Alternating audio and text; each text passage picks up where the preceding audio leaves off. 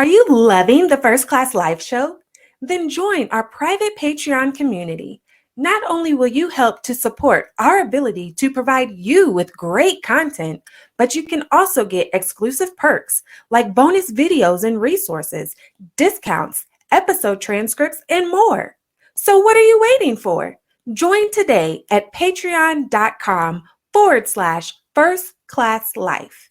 Again, that's Patreon, patreon.com/First Class Life. I constantly tell people I am not bipolar. I just have bipolar.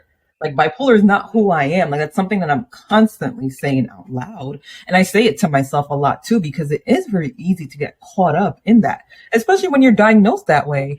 Oh, chronic condition, you're bipolar. Okay. Because you're like, oh, great, damn. I mean, this is it. I mean, I may be 22, but this is it. It's my life. Just bipolar is my life, and that's it. And I've talked to other people who have mental health diagnosis, and they do feel that way too when they go to, like, sometimes some doctor appointments or what have you. And it's not every clinician, but it's the way people are being diagnosed. It doesn't help, because then now you're like, oh, dang, this is just who I am. So I'm very big at addressing that. So that's number one. Number one is really just affirming and recognizing who I actually am. And that took time because, again, like I was mentioning earlier, it takes time for you to get to know yourself, just the same way it takes time. You're listening to the First Class Life show hosted by Lindsay Vertner, a holistic personal development show for high-achieving leaders who desire to maximize their impact while creating a life full of purpose, fulfillment, and happiness. So grab a drink, grab your notebook, and let's get started.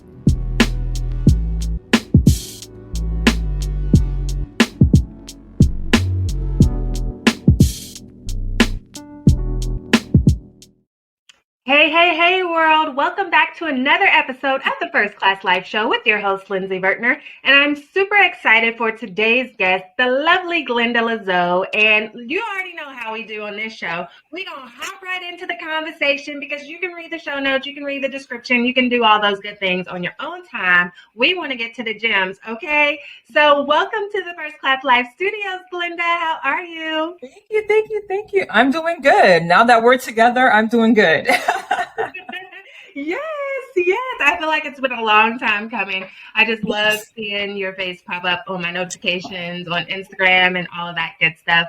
Always makes me smile. And so I've had a chance to kind of virtually get to know you a little bit, but I want you to tell the First Class family, who is Glenda Lezeau really? Like, give us the details, peel back the curtains, let us into your life, girlfriend. All righty. Well, I'm an ambivert. I got to start with that. For those who don't know what an ambivert is, a mixture of extrovert and introvert. And the reason why I have to say this is my personality can fool people. People be thinking I'm this extrovert, and I'm like, no, I have this introverted side. I'm able to be like, woo, yay. But I have to do my introvert duties as well. So don't get fooled. My personality, y'all, I have an introverted side, and that part is really important. I'm also Haitian. That's just probably one of the most important things that everybody needs to know. I'm Haitian, all right? And I'm such a proud Haitian. I was born and raised here. My parents came from Haiti, and I'm always repping my culture. I listen to compa every day, and compa is one of the genres of Haitian music literally every day, like right before this podcast. All right, where's my compa as I get ready? Like, compa is literally my life. And also, compa is my healer. I'll be honest. And I'm sure we'll probably get into that later on. But it has healed me through some things. Like, compa will heal me. It's just what it is. And I always have a joke. I tell people, you need to find your compa. Whatever that means to you, find your compa. So we talked about me being Haitian. Again, it's so important. Aside from that, I'm a pretty silly individual. I love to laugh. I love people who can make me laugh. I love people who I could be silly around. Like, if I can act a fool, I like to act a fool. Not too crazy, don't worry. I'm not too crazy. But I just Mr. Ratchet, okay? Right. We're not talking about all that, but just really just have this like kid-like personality sometimes, and really just have fun, like just this pure fun, and just being able to be silly in that way. And lastly, I gotta give a shout out to two of my great friends, Hulu and Netflix. I mean, Look, it is what it is. It is what it is. I mean, Girl, hey Netflix, boo. listen, it just is what it is. Netflix and Hulu is really a part. Again, I don't want to say healing per se, but it just relaxes me. I really like shows that are engaging. I'm also mindful what I watch too. And I do listen to documentaries. I mean, I could go on and on, but Netflix and Hulu play an integral role in my life.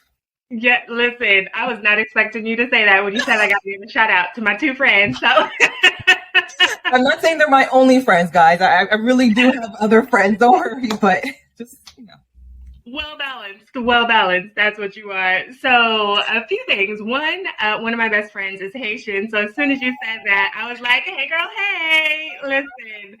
And I get the whole ambivert thing because I am very much a people person, a social butterfly. Like I thrive whenever it's a lot of people around. I like to host and do different things like that in my house. But at the same time, afterwards, I need my me time, or even before, I need my me time where I don't want anybody in the house. I don't want to be around anybody. I just want to be with me, myself, and I. Exactly. And I actually didn't think of this until just now, but how important is it, especially for leaders, to have that me time? Because I've been around some people where they're very uncomfortable being by themselves, sitting by themselves, or, just thinking to themselves. And for me, that's a red flag. Because we have to be able to be alone with our thoughts. To an extent, outside of mental disorders and things like that. But oftentimes we are taking on the expectations of the people around us. And so we can start to lose ourselves whenever we don't have that alone time. So tell us the importance of having that alone time as a leader. Yeah. So before I get into that, I kind of want to touch on what you said, because I found that some people who have trouble being alone, either it's society, because society kind of makes it seem like, oh, don't go to the movies alone. You're a loner. Oh, is she eating dinner by herself at this restaurant? Right. So society is part of it. But two, I noticed a lot of true extroverts have trouble spending time alone.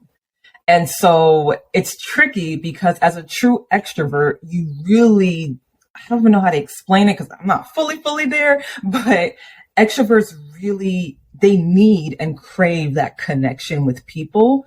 And so it can be hard for them to separate from that, because if they're doing the opposite and spending time alone, it's kind of like, oh my gosh, something is missing. So I think it's especially important for extroverts to kind of force themselves to spend time alone, because if you're an ambivert or introvert, oh, we got that down pat. We're just like, no, I'm gonna see you later. This, you don't have to explain it to us. So I think extroverts especially need to be mindful of that. And so generally speaking, why is it important for you to spend time alone? You nailed it. It's important for us to be with our thoughts. It's important for us to also build that relationship with ourselves. A lot of times we're so focused on building relationships with others, which is important. I'm not saying it's not, but how can you be your best self if you don't even know who you are?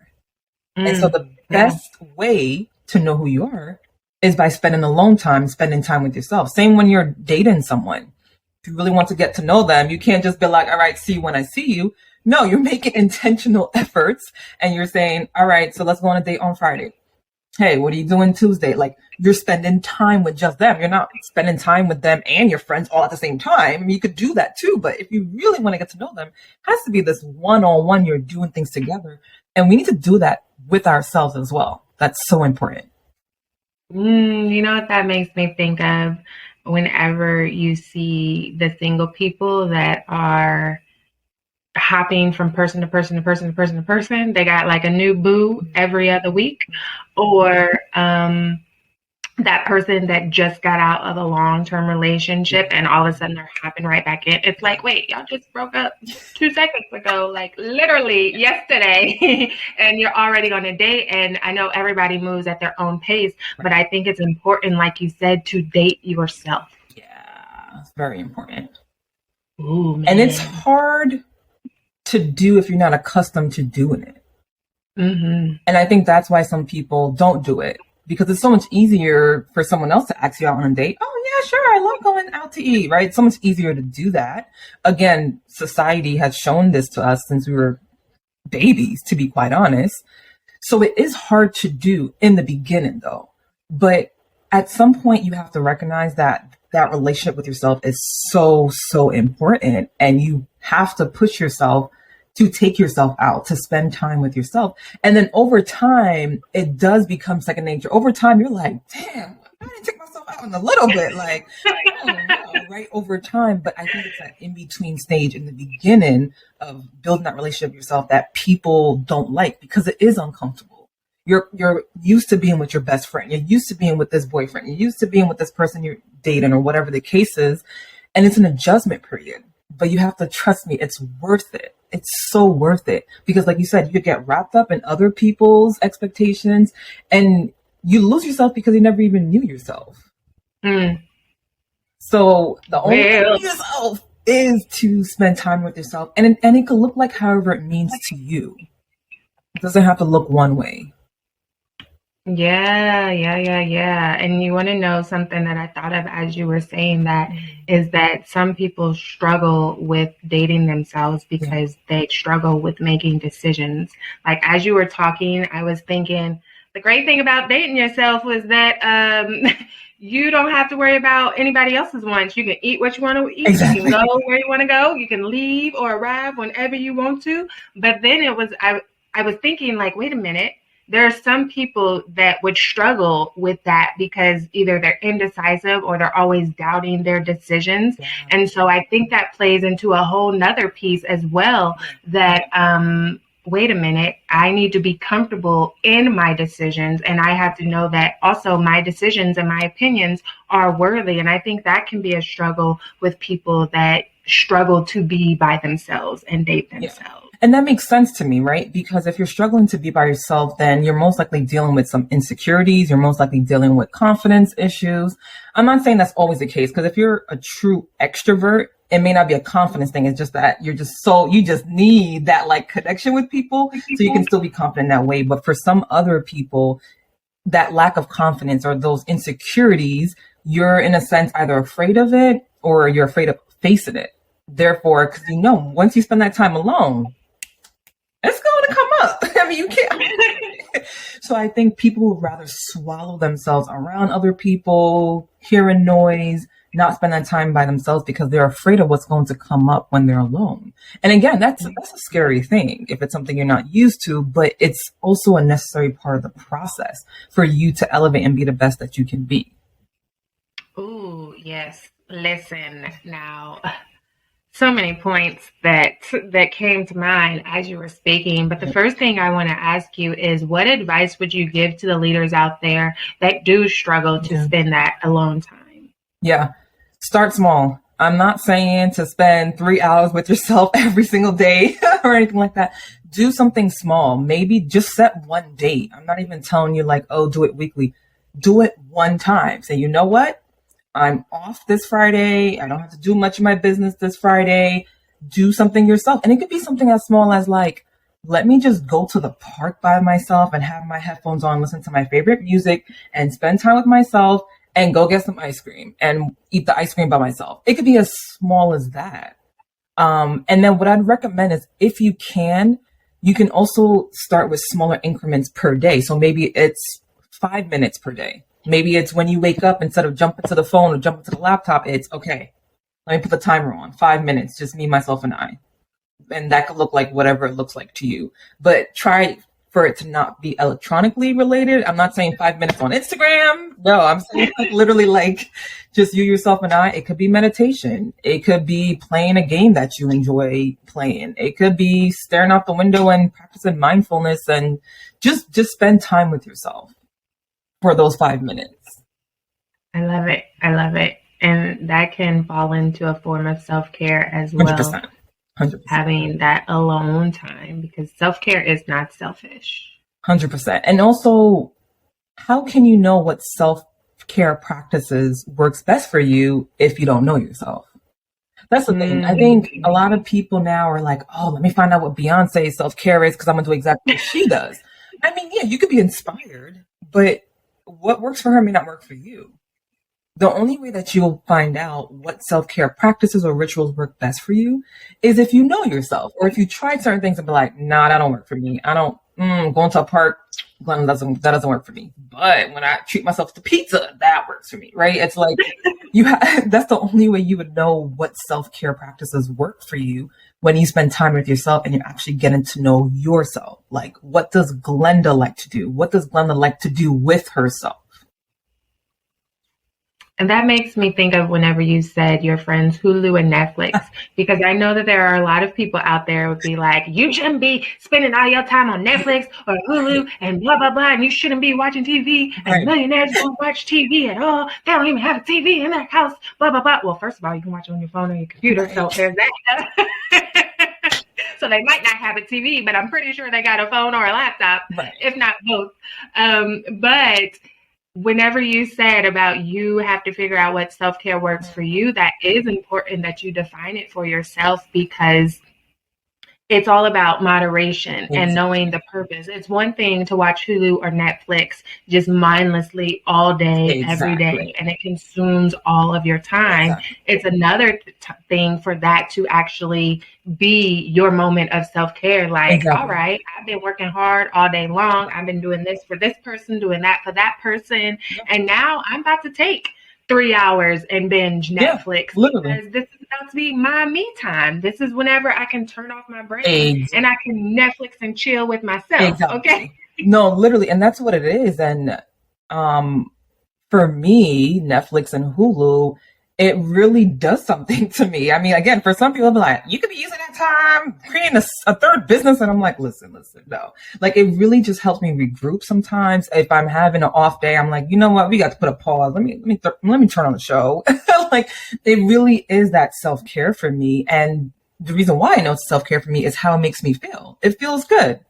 Now, like you said, I'm not like not doing anything in my business or like canceling plans with all friends because I'm like, I'm busy today. I'm busy. Every week I'm busy because I'm like, I'm watching Netflix. No. But like, for me, it makes me feel good. So why should I force myself out of it? When it helps me regroup? Like you said, it helps me like, all right, I don't gotta think about this for a second. Like, let me just focus on whatever's going on in this show. So I love watching like comedy shows too. So that I'm like laughing, and laughter is great. So I'm gonna keep doing Netflix and Hulu. You and me both. I was just watching Hulu on my lunch break. See? Yes. I don't like to work when I'm eating because I really love food, and I feel like I'm not enjoying my food as much when I'm trying to work. Yeah. And so what do? I like to watch stuff while Me too. I do the same thing. Let me put on a show. I do the same thing. And turn my brain off. Exactly. We all need those moments, those things. So what are some ways that someone out there can help to identify what self-care routine works for them? I know we said, spending that alone time, but what are some other tips that they can, put into action? So unfortunately, it's trial and error, to be honest. I mean, it's really hard to know what's going to work for you until you try it. So I would say if you are listening to someone else, they're telling you what they do for self-care, maybe you're Googling things, start off with the ones that automatically resonate with you. If you're like, ooh, I never thought of that, try it. Doesn't mean it's going to be great, but try it. So it's, again, at least I don't know a formula. You have to try it, and then you think, do I like it? Do I want to continue? Let me give it another shot. And then that's how you figure out what works best for you. Yeah, I like it. And another thing too is to, ask yourself what makes you happy. Yes. What relaxes you? What brings you peace? What brings you joy? And it's very important to point out, I think, that you are mindful of the activities that have nothing to do with anybody else. Exactly. Only you. Exactly. Yeah. And don't get me wrong, there are some self-care practices that you can do that can involve other people. Like, for example, if going to the spa is your thing, you might go with your friends or you might go with your cousins. So it can incorporate other people, but you want to make sure you have self-care practices that's just you. Because then it defeats the purpose if all your self-care practice is always with your friends. I mean, that defeats the purpose. But it's okay if sometimes it does involve friends, but you have to have those solo ones. And also keep an open mindset, because if you're someone that's not used to incorporating self-care practices into your life as a whole, or you're not used to spending time alone, even the self-care practices that you like may still feel like a drag. So don't just you just have to know yourself, but don't do it once and just completely give up. Try it a few times, because you may not like it for the wrong reason. It may be you don't like it because of the fact that you're spending time alone and not with your friends going out here. So just be mindful to have that discernment when you're trying it out. Do I not like it because it's just really not aligned with me? Or do I not like it because it's the fact that I'm spending time alone? So that is a good point. And I like that you brought that up, because I love to listen to music. Depending on what type of mood I'm in, I got a playlist for that mood. I like to listen to it when I unfortunately clean. I like to listen to it in the shower. I definitely like to listen to it in the car, things like that. But I noticed, I think it was one day last week or sometime within the last few weeks, I just kind of was in a funky mood. I wasn't angry, I wasn't sad, but I was just kind of blank. And nothing was working. I put on music, I wasn't singing, I wasn't dancing, which is very unlike me. But none of my playlists or anything were working to kind of pick my mood up. And I was just Now, to go to your point about whenever you're first trying to incorporate self-care and things like that, if my situation that I just described happened to you on that first time, and then you write it off oh, it didn't work. It's not that it didn't work. It was just you had a moment, and maybe you need to try it again. I'm still not sure kind of what was going on with me in that moment, but I just had to eventually turn the music off, and I don't remember what I did after that, but the next day it was back to okay, music, hey, where we at? Yeah, no, it happens. So funny enough, I feel like I've been in a funk too lately. So that's interesting you mentioned that. But to go to your point about how nothing was working, my therapist actually talks about that. She was just saying you know what, Glenda, you need to have a toolbox, right? Have all these things in your toolbox. Obviously, this is figurative, not physical. Unless, hey, if you have a figurative toolbox and you have tools for mental health and for self-care and it's physical, I mean, hey, please, by all means, that's great. But she was speaking figuratively, and she was you know what, Glenda, you may have this tool for the depressed state, you may have this tool for anxiety, you may have all these tools, but she was and sometimes none of it works. That's just the human brain. That's just what it is. And sometimes we don't even have an explanation, like you said, but it's not uncommon. And I know that's frustrating, but it's all you can do is do your best, right? You did your best, you put on your playlist, and it wasn't working, and you're okay, this is not working. Let me just sit with myself and validate this funk. I'm in a funk, and that's okay. And just trust that you will find a way to get out of it. Ooh, I need for all of the first class family that's tuned in right now to repeat that. I'm in a funk, and that's okay. Validate it. And that's okay. And trust that you will find a way out. Even when your mind is no, I'm not. This sucks. No, just keep telling yourself you're gonna find a way. That's important. You will find a way out, because it's definitely key to not sit in the funk forever and ever and ever and ever. Allow yourself to feel the emotions and then build a bridge and slowly climb out. Yeah, and my therapist talks about that from a depressed state standpoint, because she was saying, and she has said this to me before, she was Glenda, don't let the depression go deep and deep and it's quicksand, and you're just sinking deeper and deeper into quicksand. Because what happens, I mean, I've never experienced that, but we all know the deeper that you get into quicksand, the harder it is to get out. That's the same for depression. That's the same for depressive states. It's the same for low moods. I mean, if we keep allowing ourselves to sink and sink, then it becomes harder and harder. Now, that's not always easy, especially if it's a depressed state. But if you're able to at least be aware, wait, I'm here with it. Let me do my best. Okay, I'm slowly going down, but let me do my best to, okay, let's just at least keep it here or keep rising. Slowly and surely, you can slowly rise yourself out. Yes, yes. I love everything that you just Thank you. shared. And I noticed that you've been mentioning therapy, Hmm. and there was something that you said earlier that kind of caught my ear, where you said, sometimes we might be afraid of what it is that we'll Yeah, find or that we'll yeah, uncover when we sit with yeah, ourselves. And I know that some years ago, you uncovered something about yeah. yourself. So share with the first class family a little bit what that was and what that journey looked like. Yeah, so I'm gonna take y'all back to 2011. So May 2011, I graduated from college. I'm proud, like best day ever. Graduation was fun. It was just like literally, there was like literally a inflatable beach ball that was being thrown around, and we were hitting it. I'm like, yeah, awesome. I'm about to be a real adult. All of that. It was great.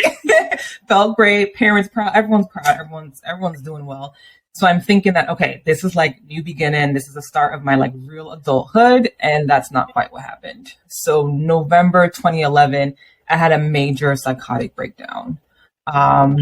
It's, I've had mental health issues a good 7+ years before that, but I was in denial and wasn't doing anything about it. So I would just keep sweeping it under the rug until my mind, body, and spirit was just like, Glenda, we don't know how else to alert you about this.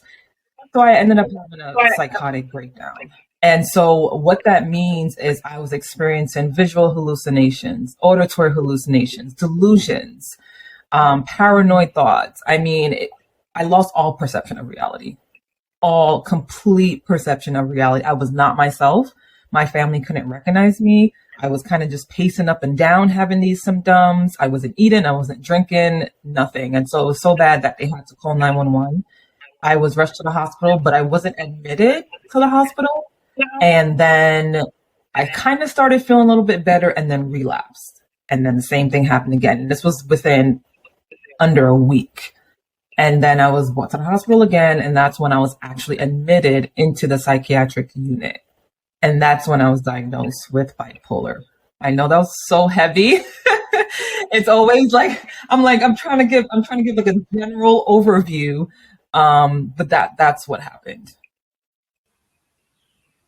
Do you want to be surrounded by other high-achieving women who are working on their goals just like you? Are you looking for your circle that's passionate about their own growth yet still wants to see you shine? Do you desire to be supported through collaborations and connections instead of competition? Then Cowork and Chill is your place to be. Cowork and Chill is a hybrid of virtual co-working and virtual networking.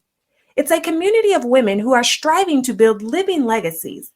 This is the space to create meaningful relationships with other equally yoked women where you're being poured into just as much as you pour out. So if you're looking for your crew for supportive accountability, then sign up today at coworkandchill.com. That's COWORKANDCHILL, coworkandchill.com. Yeah.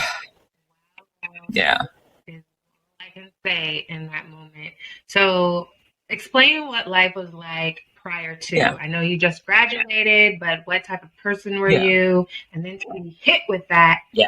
And basically have to kind of readjust. Oh, And it's more than a readjustment. It's literally a rebirth, to be quite honest, is what it felt like. I feel like I literally broke into pieces. And I had to kind of just look and be like, okay, what pieces are coming with me and what pieces are staying down, and kind of just move with it. I literally became a complete different person. And so before then, believe it or not, I was a little bit more introverted. I was a little bit more shy. I was somewhat of a goody two shoes too. So I had a lot of rules for myself. Like I said, I was dealing with some anxiety and some depressive states. But again, I was in denial. And so I was just dealing with that alone, pretending it's not there. I was a very studious person. I'm Haitian at the end of the day. That's just what we do. School is what we do. Yeah, I was more of a structured person. Speaking of knowing yourself, I did not know myself. I barely knew myself. I barely liked myself, let alone love myself. Let me see what else before then. Yeah, and I was very I think my goals were based on society. Okay, I'm going to go to school and go to college and major in something good that's good for my career. and get a good job with good benefits. Like that's where my mindset was before then. Now, I like that you pointed that out, because oftentimes we think that, oh, those type of things will never happen to us until they do. Maybe not to the all the way at the end of the spectrum, like with bipolar, but it could be depression, it could be anxiety, it could be burnout, it could be a nervous breakdown. All of these things, we like to think that that would never happen to me until it does happen to you. And I think some of the things that you just mentioned in the before, the pre-diagnosis, that are some of the factors that contribute to things like that happening. Because I noticed that you mentioned you had a lot of rules for yourself. And then you were had your goals based on society standards. In other words, you were trying to live up to the expectations and the goals of everybody else except you. And you mentioned you didn't even really know who you were. So you don't know who you are. How can you set your values? How can you set your goals? How can you know what you want? How can you know what self-care is for yourself, like we mentioned earlier? So I like that you pointed that out. And then whenever you heard that diagnosis, like what was the first thing that popped in your head? So let's first talk about how they said it to me, because it was just unacceptable. I feel it was not a very empowering message. It was just a very, all right, so you've been here for a few days. We've been observing you. You have bipolar. You have this is a chronic condition. This is most likely lifelong. You know, go to therapy, make sure you do what you have to do. Like that's how it was a very like disempowering. And then the thing that stood out to me was chronic. I was like, because let's just put it into perspective. I was 22 years old. I've never been majorly sick, never been hospitalized before. The most sick I would get is like I have a cold as a kid. That's it. And so I'm sitting here 22 thinking my life is about to start, and you're sitting here telling me I have this chronic condition. It's just lifelong. And I'm just like, chronic condition? What does that even mean? Like, you know what I mean? It's like chronic, you hear the word chronic, it just sounds so intense. So originally I was just like, chronic condition, I'm only 22, what does this mean? And there was nothing like, don't worry, you can still be successful, you can still do nothing. It was this chronic condition, lifelong, good luck type of mentality. So that was initially.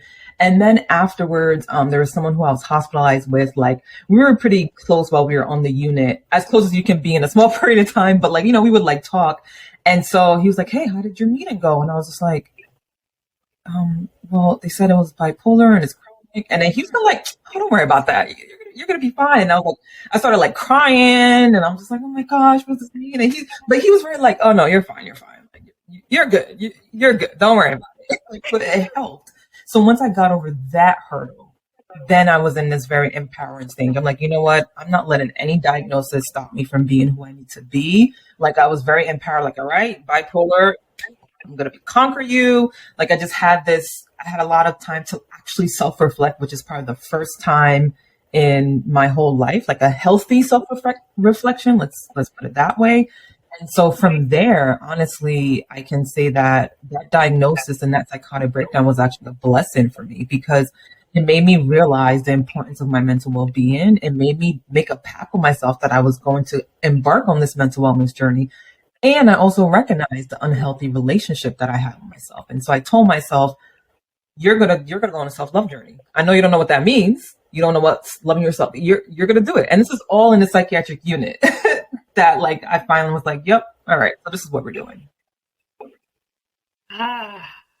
You just said so much. And it was so good. Hopefully, all the first class family that is tuned in right now is taking notes. I hope so. They weren't. Luckily, they can go back and listen to the replay, right? And so there were so many points that you mentioned that like we could go in any direction. And so one thing that you said about, you became empowered and you were like, all right, who do I want to be? What type of life do I want to live? And I think that's important to point out, because oftentimes we can get labels, and then we define ourselves by the labels we've been given by somebody else. Exactly. And it's like, now I got to live up to this label. And that's definitely the case a lot of times with mental health labels, or, disorder labels or disability labels. It's like, all right, I'm paralyzed. And it's like, no, you're not paralyzed.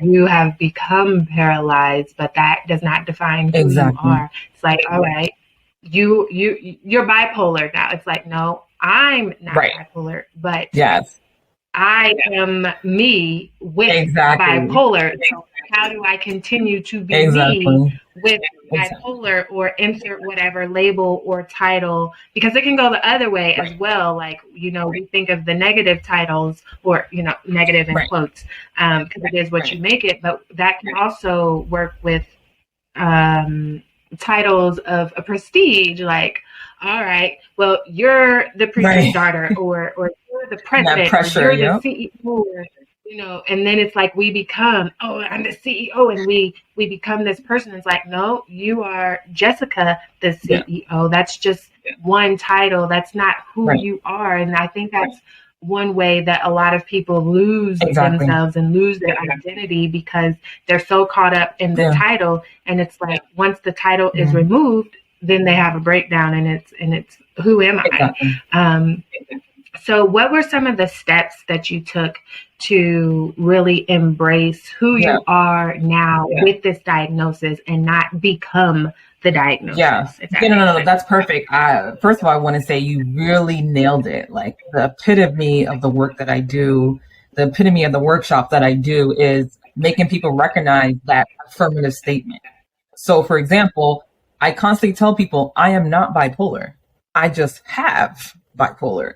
Like, bipolar is not who I am. Like, that's something that I'm constantly saying out loud. And I say it to myself a lot too, because it is very easy to get caught up in that, especially when you're diagnosed that way.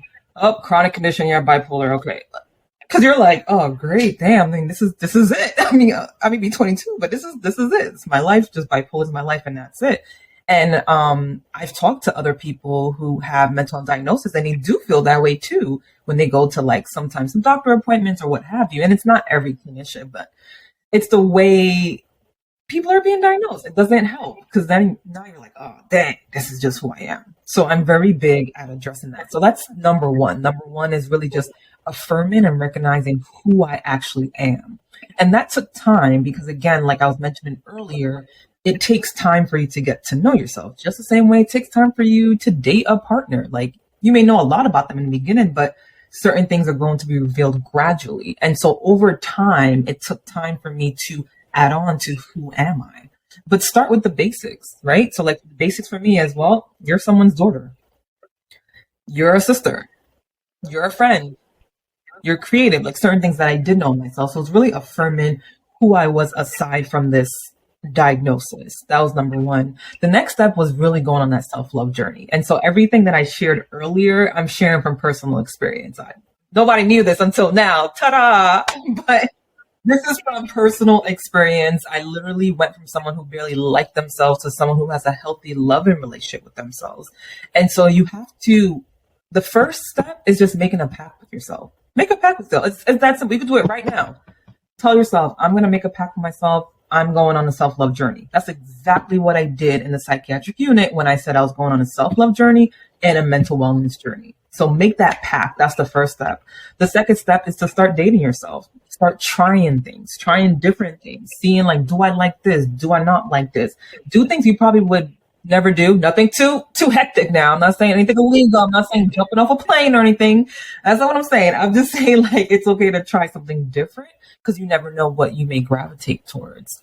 The next step I would say is just, I'm a reader, so this may not work for everyone if you like audiobooks, what have you, but I really liked reading and still like reading self-development books. I think that really opened up my eyes to a lot.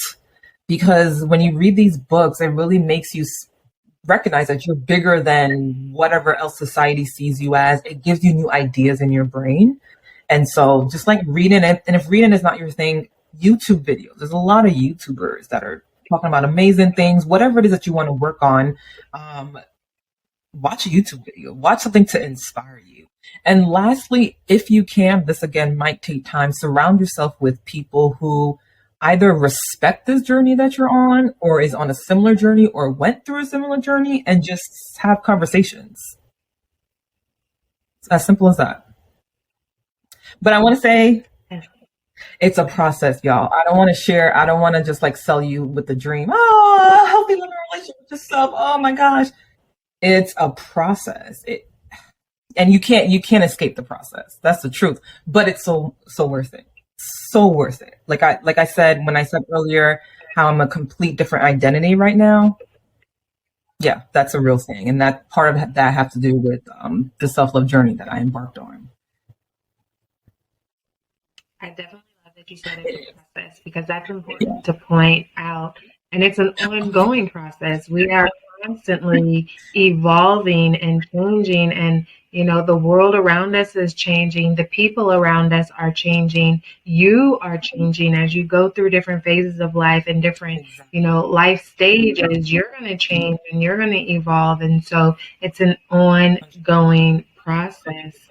I absolutely agree. Like, even with myself as a mindset expert, I still have my moments where it's like, all right, girl, you going to have to cook yourself, or you going to have to talk to the therapist or something, because what you're doing right now ain't it. And you know this for sure. But it's an ongoing We're process. human. We're still human, right? I think the beauty about it is as you're going through the journey, you're building a foundation. So what happens is, it's not like you said, you had a moment. It's not like you had a moment and the foundation just crumbles. No, the foundation is still there. So that's a good thing. You still have something to fall back to, or something to still keep you elevated, but you're still going to have moments. But that's part of self-love, though. Being able to still, remember when I talked about earlier, validating where you're at, right? Still loving yourself, even when you're in whatever funk, or you're having a mindset thing where it's like, you're not supposed to be thinking this way, but still loving yourself through it. Like, all right, sweetheart. Okay. Like, it's okay. This is how you're feeling. I respect it. That's part of it. It is so good and juicy, Glenda. Jeez Louise. Thank you. We could just keep going and going and going. And this is important for leaders to know, because everybody is a leader in their own right. But then also, we think we're the only ones going through it. And if we would just let down our guard sometimes and be vulnerable, then we can see that, no, such and such went through it just like you. No, that person that you admire has gone through things just like you. It might not be exactly identical to your situation, but we've all overcome some sort of obstacles, whether mentally, emotionally, or physically, or all of the above, And so it's important that we talk about these things and how they impact us as leaders, how they impact us in our day-to-day living, personally and professionally, because it does impact how we show up in the world. No matter how we're showing up or who we're showing up with, it impacts us at all the levels. And so we have to understand that, other people are dealing with some of these same things, and we have to lean on one another and encourage and support one another. So thank you for talking. Of course. And I also want to know, so here's the thing. This is an interesting perspective, but we're just gonna dive right into it. If this is y'all first class, so y'all with me, right? Real and uncut, okay? Give it to us. Give it to us. So, this very traumatic thing happened to me in 2011. I had the psychotic breakdown. I'm hospitalized in the psychiatric unit. And some people may perceive that as like, oh my gosh, wow, that's a lot, right? Oh my gosh, that sucks. But here's the thing. In some ways, I'm actually lucky that it happened that way. And here's what I mean by that. The way it happened, I saw it exactly for what it was. There was no question that I needed to start working on my mental well-being. There was no question that I needed to start self-love journey. There was no question that I needed to shift from where I was before and needed to rebirth myself. It was very obvious, child, you done had a full-blown psychotic mental breakdown, and you in the psychiatric unit. The denial ain't there no more. It's this is it, girl. This is it. This is where you're at, right? So here's a perspective. Some people are not as lucky, and I'll tell you why. Some people, they are in a toxic relationship with themselves. They are not taking care of their mental well-being, and it just becomes a part of their personality. And as they grow and they get older and older and older, they may be experiencing burnout. They're experiencing all these mental health challenges, but they're still able to function. And they're still able to just reach their 50s, 60s, 70s, 80s without having to address it. But here's the scary thing. It's there underlying you. It's just you're so used to it that you're able to still quote unquote live through it, but people around you have trouble being around you, but then you're blaming everyone else, but really it's within you. And so that is a dangerous space to be in, because you could reach in your 50s, 60s, you blaming everybody else around you. No, Glenda, you're the problem. No, you're the problem, but you don't want to listen because it's the mental health issues are already just a part of you. You're still able to function. Oh, I'm fine. I don't need no help. This and that. But you're not happy. But you're not even able to recognize you're not happy because you're so used to being unhappy. And again, unfortunately for you, you didn't have a breakdown for you to wake up and be like, oh, snap, I need to really work on this. That's a scary place to be in. And so I'm saying this to say, if there's someone watching here like, oh, well, I'm not like you, Glenda, I'm fine, I'm this and that. Can you please look deeply within yourself? Can you just sit and just be honest? Because you literally... You want to be the best version of you. You want to be in the space where you're aware of the thoughts, you're aware of the symptoms, you're aware of the burnout, you're aware of self-care. Not it becomes a part of you to the point where you're getting older and you can't even see it, and everyone else around you, it's hard to be around you, then you blame everybody else. You don't want that. You can't live a fulfilling life that way. But that's a really hard space to be in. If you don't take care of it now, you reach 80s, 90s, not impossible, but it's really hard to see that and unlearn it because it becomes normal for you to be this way, even though it's not normal. And that's a scary space to be in. So I'm grateful at 22. It was very traumatic. I wish I would have learned a different way, but I'm grateful at 22 it happened and it was obvious enough for me to be like, ooh, okay, we need to work on this. Yeah. Ooh, thank you for sharing, because let's just clarify, that is not living a first class life. And if you're tuned in, we want everybody to create their own first class life. And I think that's so important that you pointed that out, because we can become comfortable in our chaos, that we don't even remember what a non-chaotic life looks like, whatever that chaos is for you, whether it's mental health or whether it's a toxic relationship, like that becomes our norm. And so we go through day to day living our lives as our normal. And so then when somebody pops up and they're completely different, you're looking at them sideways like, what's wrong with you? And it's like, no, boo-boo, what you got going on with you is not normal. You have just normalized it for yourself rather than addressing it and moving out into, that healthy space, because normal looks for everybody, but we'll say unhealthy and healthy. And so I'm so glad that you pointed that out. Woo, Lord, y'all don't have to watch all these replays. Okay. And I see that a lot, especially with leaders. And I'm not even going to get too deep into this, but just like when I've worked in like corporate spaces, when I worked in just different spaces, period. A lot of these leaders, I'm just sitting there looking at them like, no, sign ain't right. This ain't. Something's just not right. Something's not right. Like, it's like, and then these leaders, some of them are like, either middle-aged or so. And I'm just like, I just have a lot of questions. Every time I see them, I look at them, I'm like, when did this start? Like, I just want to have a conversation. When did this start? Because there's no way it just started yesterday. This has been blooming. And it's like you looking at everyone else, all your employees, like, we're the problem. And it's like, no. Mm-hmm. Yeah. You got to check yourself before you wreck yourself, okay? Look, we have been having a great conversation, and I think that it is a good time to play a little game that I like to call First Class Favorites. Let me pull up my timer. And it's a real easy game, okay? How it works is I'm going to say da da da, and you're going to fill in the blank. What is your favorite? Fill in the blank.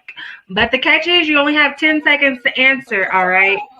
And because we like to have fun on the First Class Life Show, If for some reason you missed the buzzer, everybody that's tuned in has to penalize themselves in some way, whether that's taking a shot, hashtag no judgment zone, or whether it's, if you're a gym rat doing an extra burpee or something. You define what the stakes are for you, okay?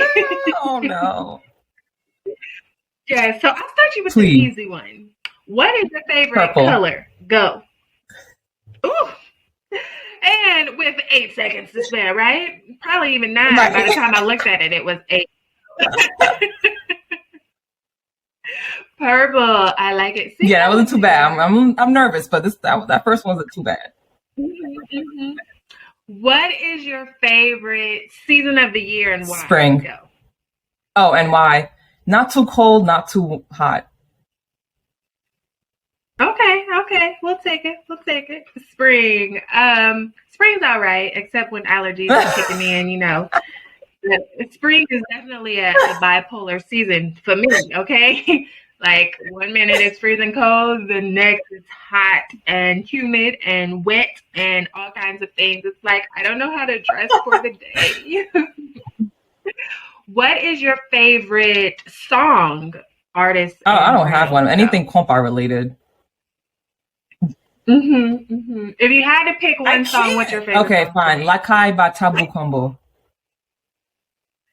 Lakay by Tabu Combo. Yeah. Did I say that right? Okay, you're gonna have to send that to me. I got you. I'm not even gonna attempt to spell it. I'm gonna spell it like I just said it, and I don't think it's right. What is your favorite show to watch? I have many, but one is To Tell the Truth. Oh, It's a game show, and it's so funny. Oh my gosh, it's so funny. It's just funny. So much culture. It's just hilarious. On Hulu. Got it. I'm gonna look that one up. Add it to my to watch list. You said Yeah, that's To on Tell the Hulu? Truth. Okay. And what's his name? Is it Anthony Anderson? Is that his name?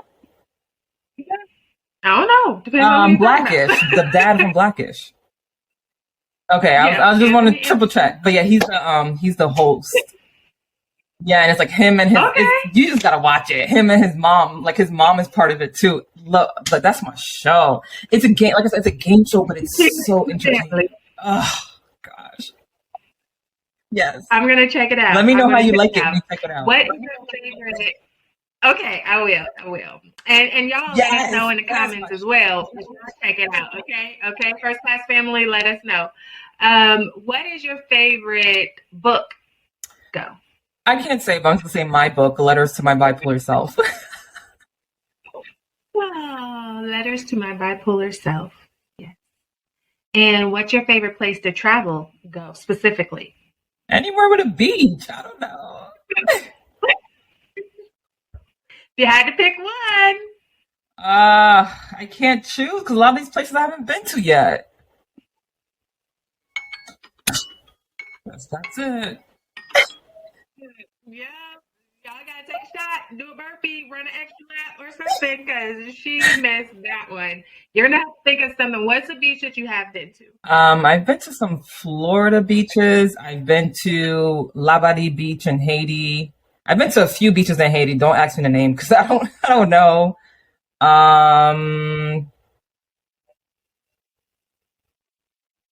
That's not the best example. Don't quote me on that one because that's where the cruise ships stop. That's the only beach that I know the name of. That makes sense. Every other beach is like ain't got no name. You got to just go down some rocks and you're like in the beach. I don't know what the name is. Fancy and fun, like Labadee. Yeah, no, it's some people may not even like want to fully consider it legit because it's just a cruise ship. It's Royal Caribbean's area. But yeah, but I've been to some other beaches. Oh, Calico Beach. Oh my gosh, in Haiti. Ooh. Yeah, it's a beach club in Haiti. Oh man. Wow. Send me that one, okay? What is your favorite activity to do to relax? Watching my best friends, Hulu and Netflix.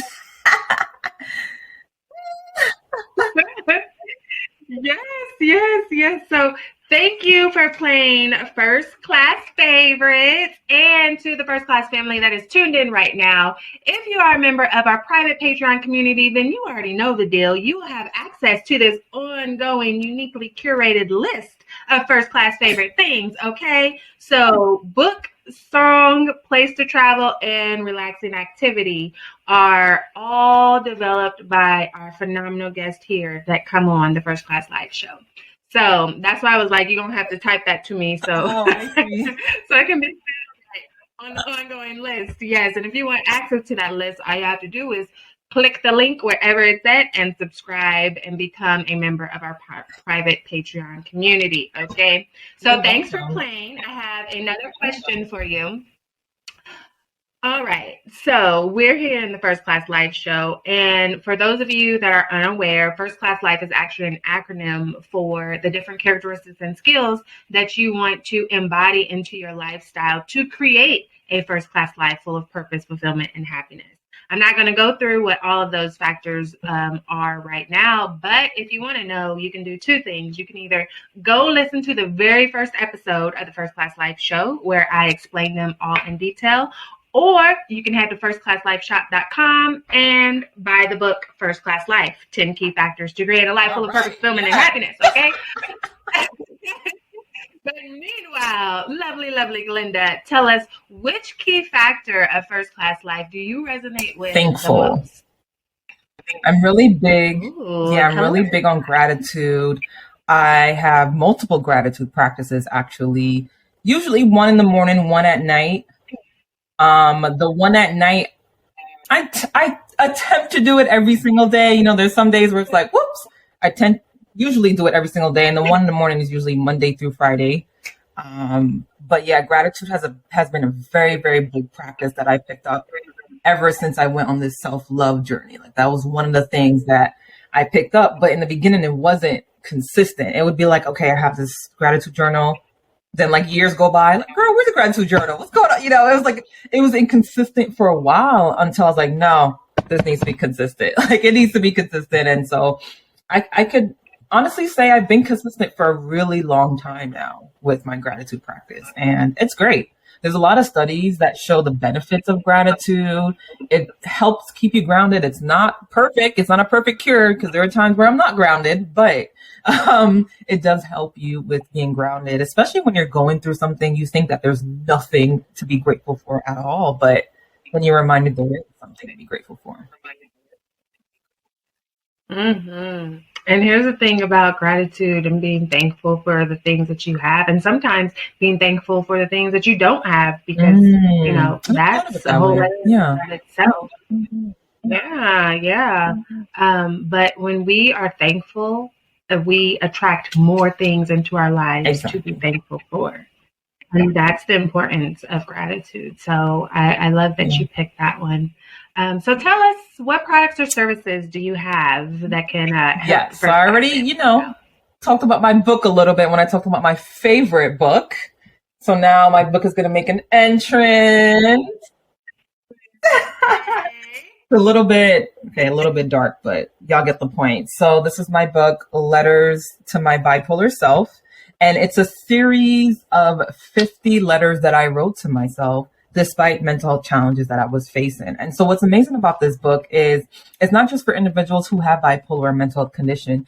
It's a book that inspires you on your self-love journey. It gives you an example of what a self-love journey can look like, because part of the self-love journey is the voice in your head, that self-talk. And that's something I had to literally flip around, because it used to be really negative. And so from my book, I created a signature letter writing activity, which I do in my workshops. And so I'm going to briefly say, I also have workshops. Currently, I don't have workshops available for one-on-one individuals to just join in. But if you have a group or organization that you would like me to conduct a wellness and mindfulness and include my signature letter writing activity, you want to hire me for that, let me know. I have my mentally rejuvenate workshop that I do, and I have one other workshop that I do as well. But all of my workshops incorporate my signature letter writing activity that is based on my book. Hey, Yes, and we will have the link in the description so that you can get your very own copy. Okay. Tell us, how can we reach you on these streets? All right. So very simple. Y'all already know my name, Glenda Lezeau. So at Glenda Lezeau on Instagram, GlendaLezeau.com. You want to email me, hi@Glenda Lezeau. I mean, come on, there's just no excuse, y'all. If you know my name, you're going to be able to reach me. I am going to give you a little bit of a tidbit, depending on when people will see this show. I'm in the process of rebranding, actually. And so I have my Rising from Bipolar Instagram, which was solely mental health. And then I was doing Glenda Lezeau as like self-love. So now I'm branding and putting everything together, and it's going to be this whole mind coaching type of thing that I'm doing. So follow me on Glenda Lezeau, because that's going to be the active one. Mm-hmm. And for the audio listeners that are tuned in, that is Lezeau. Thank you for that. Okay? Thank you. I'm sorry. No, it's not as phonetic. So yes, that was good. Mm-hmm.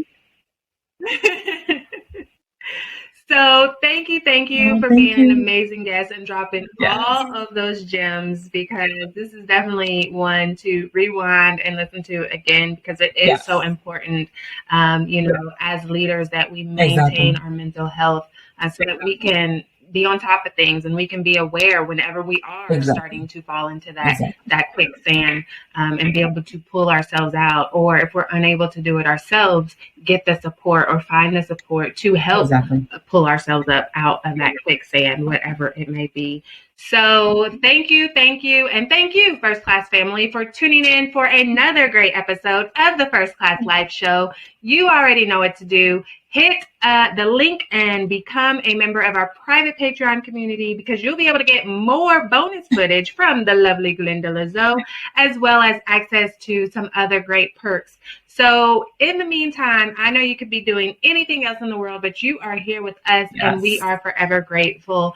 So go out there and continue maximizing your impact and creating a life full of purpose, fulfillment, and happiness, because why? You deserve it. Bye.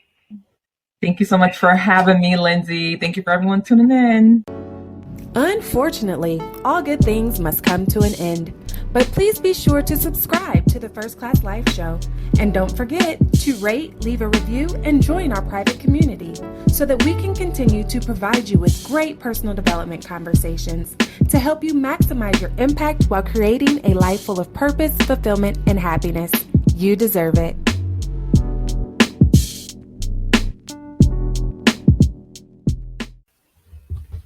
Looking for amazing products to help boost your first-class lifestyle? Then head over to firstclasslifeshop.com, where you can treat yourself to personal development books and workbooks, lifestyle affirmation cards, adult coloring books, mugs, notebooks, hoodies, t-shirts, leggings, and more. All products were designed to help you master your mindset, walk in your purpose, and live your first-class life, because you deserve it. So treat yourself today at firstclasslifeshop.com. Again, that's firstclasslifeshop.com.